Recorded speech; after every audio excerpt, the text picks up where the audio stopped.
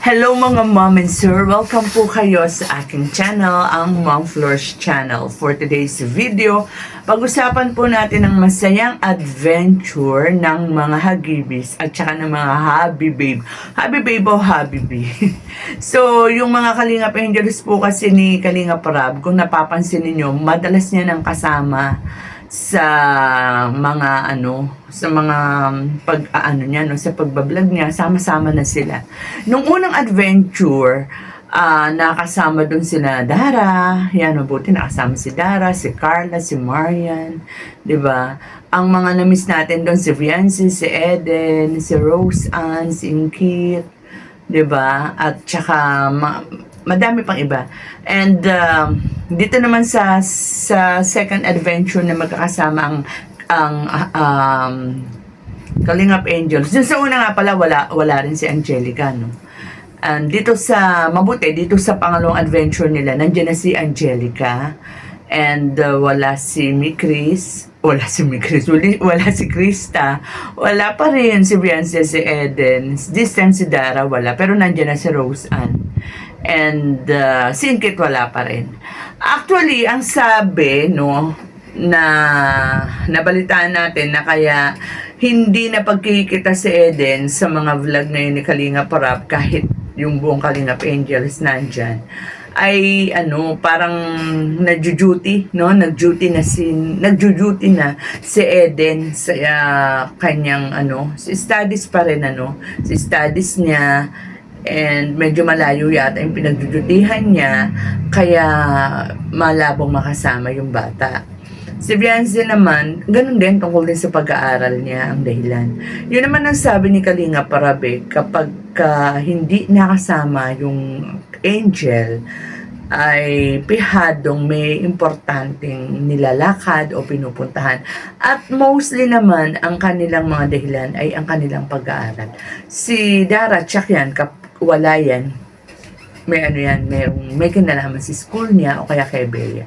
Kasi alam mo naman natin na hindi lang yung sarili niya iniintindi ni Dara, especially si Bea. Talagang siya na yung, di ba? Alam natin na siya yung tumatayong ina ni Bea. And nung nagpunta doon si Kuya Robin kila Dara, nabanggit ni Kuya Robin na kung halimbawa na kailangan ni Dara ng makakasama or maghahatid sa mga pinupuntahan nila Kalingap Rab, kasi nga willing naman si Dara na sumama, and lagi rin namang nag-i-invite si Kalingap Rab sa lahat na yun. Pagka may lakad, na yan, automatic para sa lahat yan. Sabi ni Kuya Robin, nag-offer nga siya ng tulong na pagpasabi lang si Dara, no? And si Dara, syempre gustong-gusto niyang makasama ang kanyang mga friends, ang Kalingap Angels, at syempre ang K-boys ng mga kuya niya, lalo na syempre sa Kuya Rab niya. So ayan, siguro kaya hindi lang nakasama si Dara dahil nga may importanteng nilakad, inasikaso, at saka kagagaling lang kasi ni Dara, di ba, sa sakit. So, sino pang wala? Si Inkit, wala pa rin for the second time. And at saka si Beyonce, yun nga, nabanggit na natin may importanteng mga nilakad. Siguro ang mga batang yan. So, itong second adventure tayo tumuto kasi medyo matagal na yung, yung unang nagsama-sama sila. Nakakatuwa kasi kahit na marami sila, sama-sama sila, makikita mo yung nandun yung mga love team pa rin, hindi pa rin nawawala. Like for example, may mga, kumbaga may mga moment, yung mga love team na kasama. Like for example, si ang Jomcar.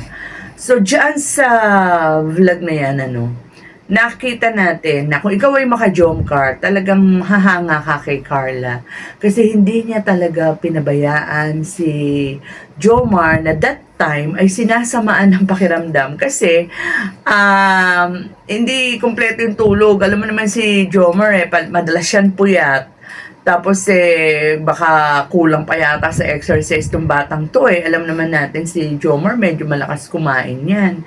Kulang sa tulog, aakyat ka ng bundok. Kaya parang sinamaan siya ng pakiramdam. Kaya nga sabi niya, ang bilin niya sa lahat ng halimbawang meron kayong mag-a-adventure kayo, magha-hiking kayo, magsuswimming, magbabike, or whatsoever, kinakailangan yun paghandaan at tulog at kain, huwag kayong umalis ng walang almusal. Kaya tuloy sinasama ng katawan si Jomar Pero tulad nga sinabi ko, kakahanga si Carla, no? Walang ano dyan, walang electric fan, walang pamaypay. Ang ginawa niya, nag-improvise siya ng pamaypay yung jacket para magkaroon ng hangin si Jomar. Siguro parang nahirapan naman na si Jomar. Tapos, di ba, takbo siya para kumuha ng maiinom ni Jomar. Talagang napakaswerte ni Jomar kay Carla. And siguro kung si Carla rin napakaswerte kay Jomar kasi ramdam na ramdam niya kung paano rin siya alagaan ni Jomar, di ba? So diyan talaga kitang-kita natin ang pag-aalalayan and sweetness ng muli ng Jomcar. And si ano rin, yung mga naghihintay rin ng EDPAW, bagamat hindi masyadong natutukan, hindi kagaya ng Jomcar. Pero kung ikaw ay maka-EDPAW, matutuwa ka na rin kasi nakita mo rin yung pagkikare ni Edward kay Pau. Kasi 'di ba merong parang hindi ko masyado napansin ko ano yung buhat-buhat ni ni Pau eh. So nandun si Edward nakaalalay para dalhin niya yung kung ano man yung dala ni Pau. Simple lang yun, maiksi lang yun, pero nakakatuwa, no? Yung third love team, kaya lang nga pala, balik tayo kay Pau. Nagtataka ako, bakit tinutukso si Pau kay Ba't tinutukso si Lolo kay Pau? Kay Pau. Meron bang something meron bang ano bang namamagitan or definitely walang namamagitan na ibig sabihin anong connect bakit tinutokso si Lolo kay kay Pau, di ba naman yun matagal na yun na alam ko nandigaw si Lolo kay Pau noon. Hanggang ngayon ba, meron pang pagsintang purot si Lolo kay Pau. So, ayan lang naman, naitanong ko lang. Tapos yung pangatlong love team dyan, ang nakakatawa, kahit wala si Biancy dyan, parang kung ikaw ay maka-EDC, parang kikiligin ka rin dahil andun nga si Edo, pero ang bukang bibig niya ay si Biancy, diba? Sabi niya, nandun pa rin yung pagkakanya, sayang wala si Biancy, diba? Parang nakakatawa na kahit na nasaan si Edo, at talagang ang bukang bibig pa rin niya, ang nasa isip pa rin ang kanyang YP na si Biancy. Sayang na parang nakakamiss si Biancy, madalas wala siya, no? Doon sa dalawang adventure, wala siya. Siyempre, mas maganda kung nandiyan si Biancy. So, sino pa? Siyempre, ang pang-apat na love team na napansin natin dyan at kapansin-pansin ay ang Rachel. Itong Rachel, medyo tulad na Edo, matagal-tagal na rin natin hindi napapanood. So, una pa lang talagang kung maka-Rachel ka, kikiligin ka kasi in-offer ni Coach Ralph na sa kanya na sumabay o umangkas si Angelica, diba? Ang sweet naman nila. Alam mo, nakakatawa talaga pagka umangkas si Angelica kay Coach Ralph sa motor. Maraming nakaangkas na't lahat, nagtatapalak pa rin si Angelica, no? And napansin ko lang, sanay na sanay si Angelica na hindi kumakapit sa motor. Mag-ingat ka, anak, ha? Ba't nahihiya ka pa kasi kay Coach Ralph? Pag nasa cam, nahihiya ka pa, hindi ka pa kumakapit. Pero kapag off-cam, alam ko naman na kapit ka kay Coach, no? Diba? Nung kailan ba yun? Galing kayo sa dibu ni Julian, sa party ni Julian. Akala mo siguro walang cam, nakita namin. Nakakapit ka sa bewang ni Coach Ralph, no? So, nakakatawa yun. And, sinamantala na rin ni Kalinga Prab, yung pagkakataon na yun na ibigay yung mga bigay ng mga friends, sponsors ng Radial, pati doon sa mga sumusuporta sa Radial, like Kalinga Prem, si Kalinga Tata, and of course si Kalinga Parab. So, ayan, at nakakatawa, meron pa rin nagbibigay doon sa panlupa, no?